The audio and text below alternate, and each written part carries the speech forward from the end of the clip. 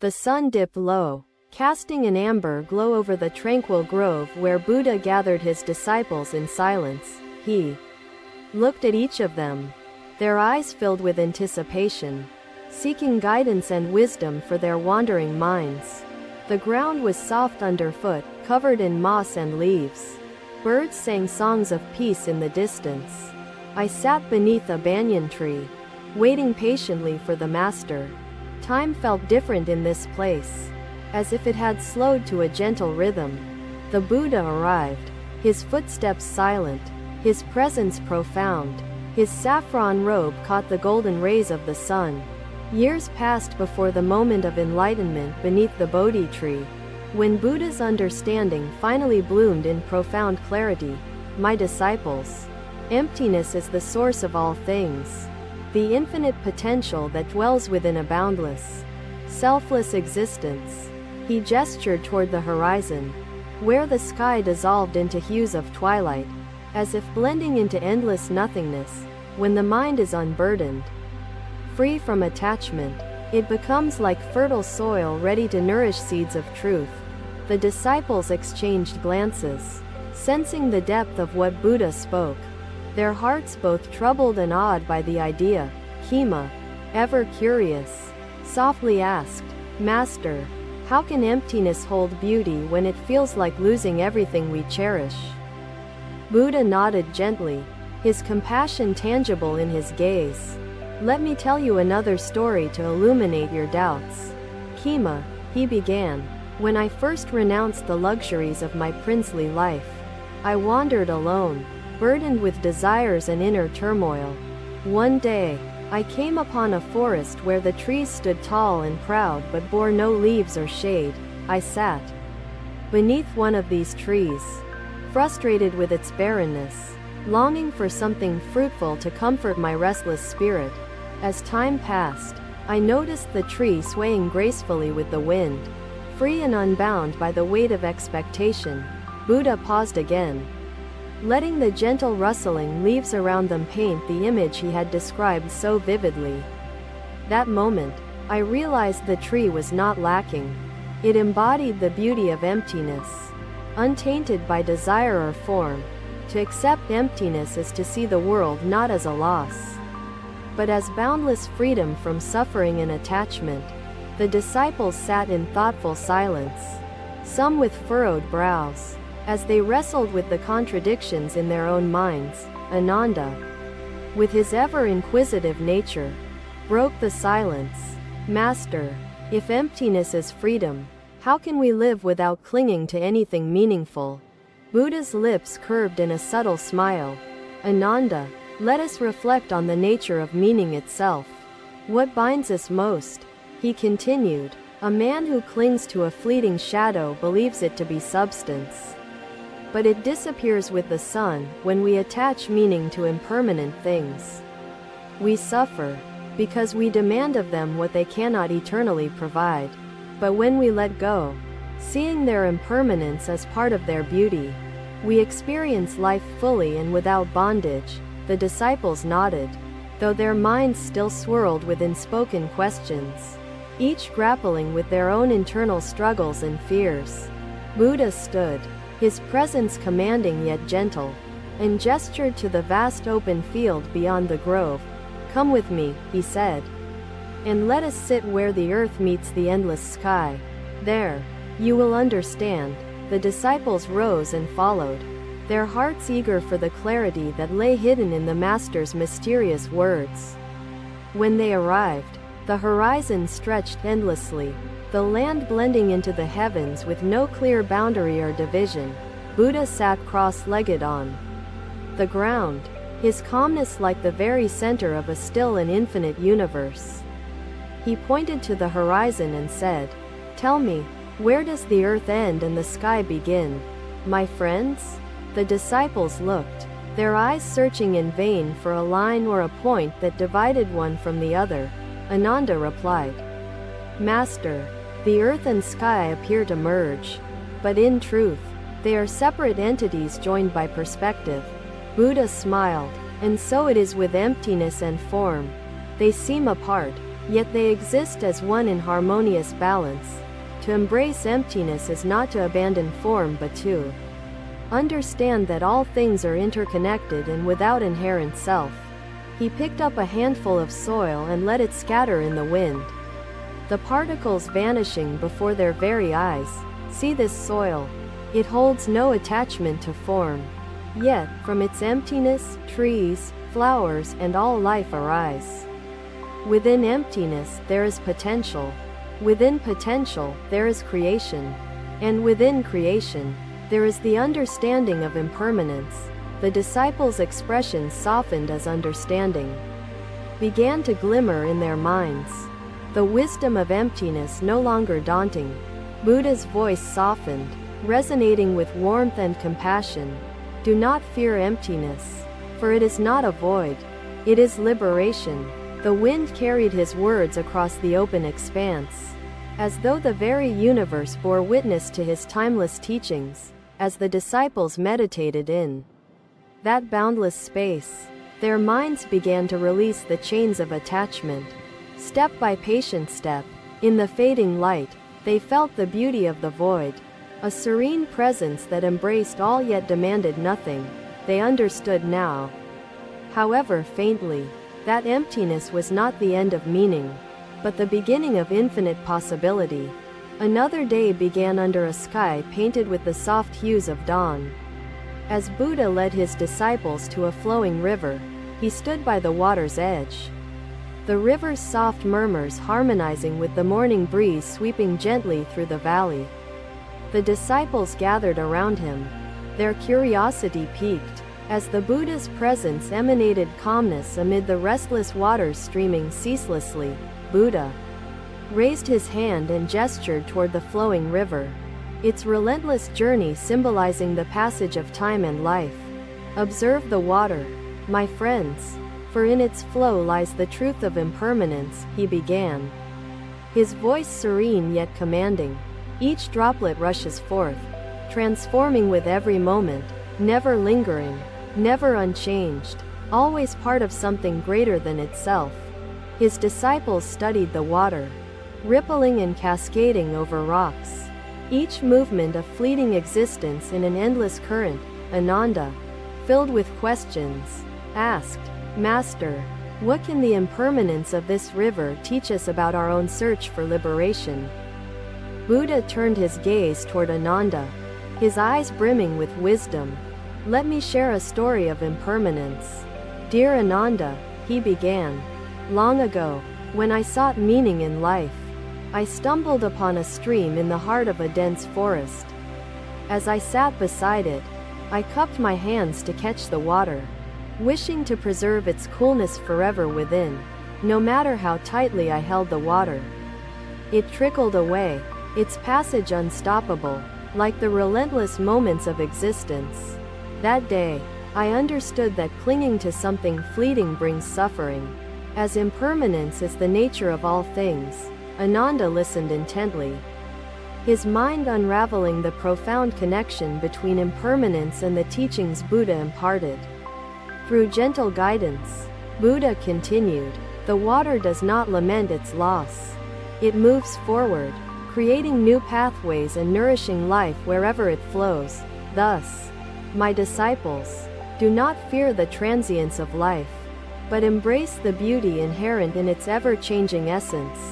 The disciples exchanged thoughtful glances, some finding solace in his words, others struggling with their attachment to fleeting certainties. Kema, whose mind always sought clarity, spoke up, Master, how can we embrace impermanence without losing what gives life its meaning? Buddha smiled warmly, his expression patient, and responded, Kema, let me explain through the lessons offered by this very river. Each ripple, though fleeting, leaves behind echoes, shaping the world it passes.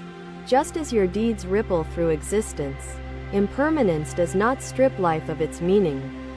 Instead, it reveals the interconnected nature of every transient moment, he explained. As he spoke, the disciples began to perceive the wisdom woven into impermanence, their struggles giving way to budding clarity. Buddha gestured toward the river again, this time pointing to a pebble glistening beneath the shallow waters dancing in light. Look at this pebble. Though still now, it has been carved and shaped by the impermanent yet enduring flow of water. The void created by each droplet is not empty of purpose.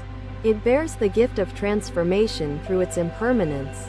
Hema nodded slowly, the imagery resonating with her heart, as the river's lessons became a bridge to understanding life's truths. Buddha stepped further into the water, the gentle ripples touching his feet, his connection with nature profound and ever-present. He said, "Emptiness and impermanence are intertwined. When we embrace impermanence, we open ourselves to the vast possibilities of emptiness. Impermanence, like the river, never ceases. Yet emptiness allows us to find liberation in its unending journey through existence." The disciples grew silent, meditating on the river's teachings, its sound echoing through their thoughts, blending with Buddha's timeless wisdom. Ananda asked, "Master, how can we transcend suffering caused by our reluctance to accept impermanence as a natural part of life?" Buddha's gaze softened, compassion gleaming in his eyes. As he answered, "Suffering arises from clinging, which defies the nature of impermanence. When you release attachment, you flow freely, like this river, embracing transformation rather than mourning what is lost or changed." He paused and picked up a leaf drifting on the water, its effortless journey mirroring the wisdom Buddha imparted to them. "See this leaf. It does not resist the current. It moves gracefully, content in its impermanence and boundless possibilities," he said. "Each of you can become like this leaf, moving with the river's flow, untouched by fear or resistance to change." The disciples reflected deeply, their minds embracing the truth Buddha revealed, finding a sense of liberation amidst the river's movement. Buddha's voice resonated like a gentle melody, blending with the rhythms of nature around them.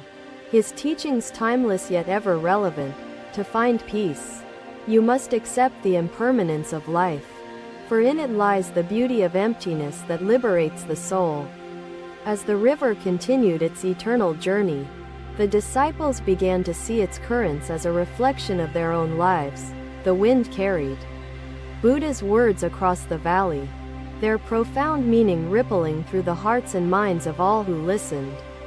The river's movement became a metaphor for their own paths, boundless in possibility, shaped by impermanence, nourished by the beauty of emptiness. The day faded, but the lessons endured, carried forward by the stream, its murmurs echoing the teachings of the enlightened Buddha. In their hearts, the disciples discovered the courage to let go, to embrace impermanence, to feel the liberation within the void. As night fell, the water shimmered under the moon's gentle glow, a reflection of the wisdom Buddha shared in sacred silence. With each passing moment, the disciples became one with the river, their minds flowing freely, liberated by the beauty of impermanence. Another day dawned gently, the light kissing the surface of a lotus pond where Buddha and his disciples gathered in peace. The air was filled with stillness, broken only by the faint rustling of leaves and the soft chirping of birds. Buddha stood by the water, his robes blending into the surrounding serenity, his presence commanding yet harmoniously gentle to behold.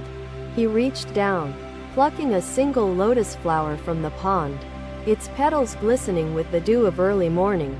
"This lotus is perfect in its form, yet its roots lie in the mud, hidden beneath the murky water," Buddha began.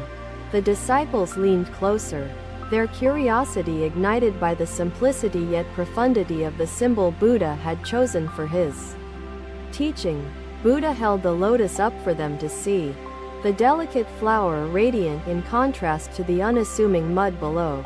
The lotus thrives in darkness, nourished by emptiness, yet emerges into light, untainted, revealing its truth to the open world.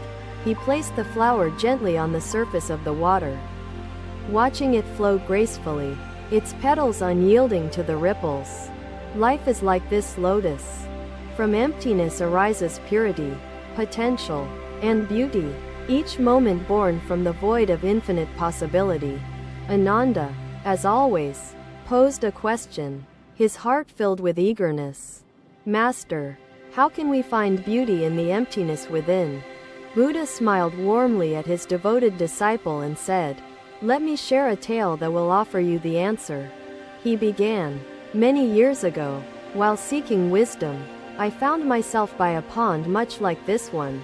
Surrounded by serene stillness, as I sat, I noticed the lotus blooms scattered across the surface, vibrant yet anchored in the depths of muddy water. I wondered how such purity could arise from the darkness beneath, untouched by the filth from which it emerged.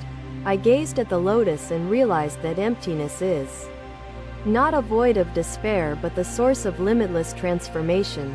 The disciples listened intently, the elegance of Buddha's analogy resonating deeply, inspiring thoughts that pushed the boundaries of their understanding. Buddha continued, "The mud represents life's challenges and attachments, yet the lotus transforms them, embracing emptiness to reveal its true potential.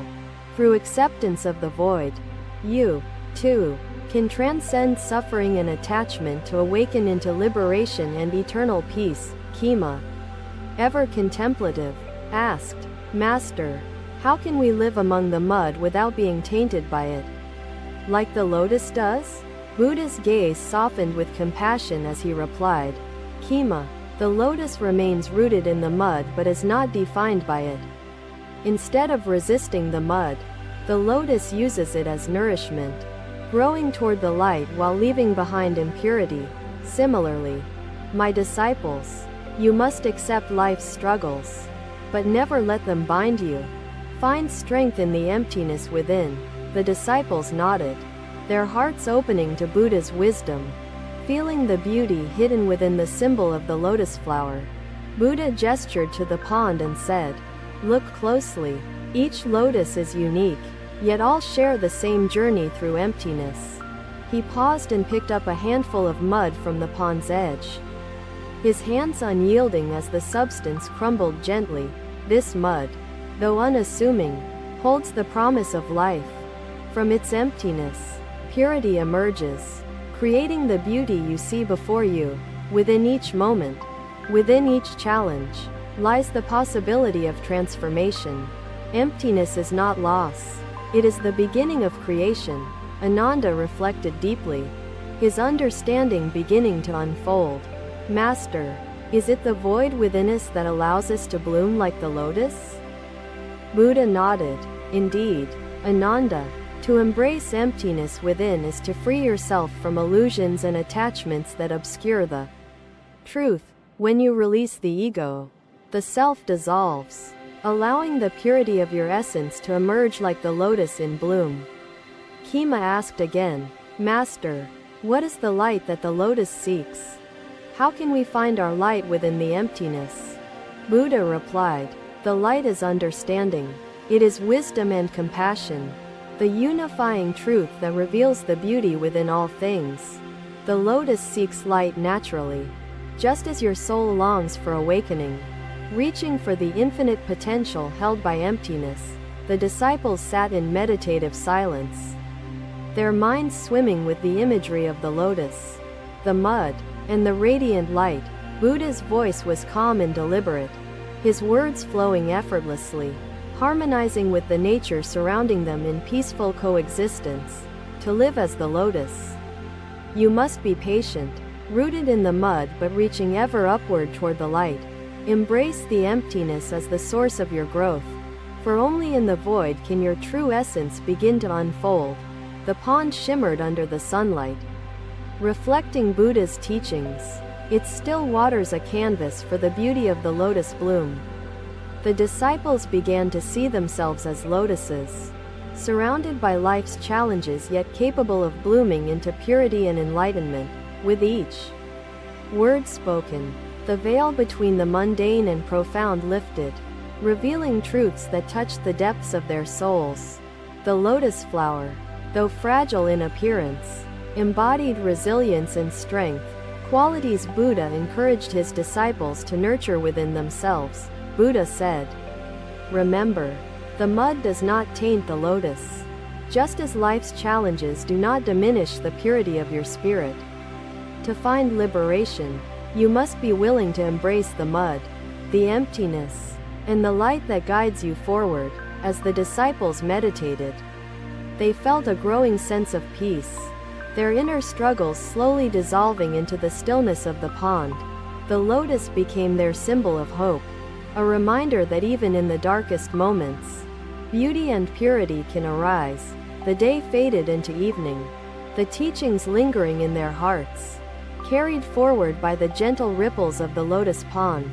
Through Buddha's wisdom, the disciples learned to embrace emptiness, finding within it the path to transformation and the liberation of their souls. The lotus blooms continued to sway gently, as if bearing witness to the timeless truths that Buddha shared with his followers.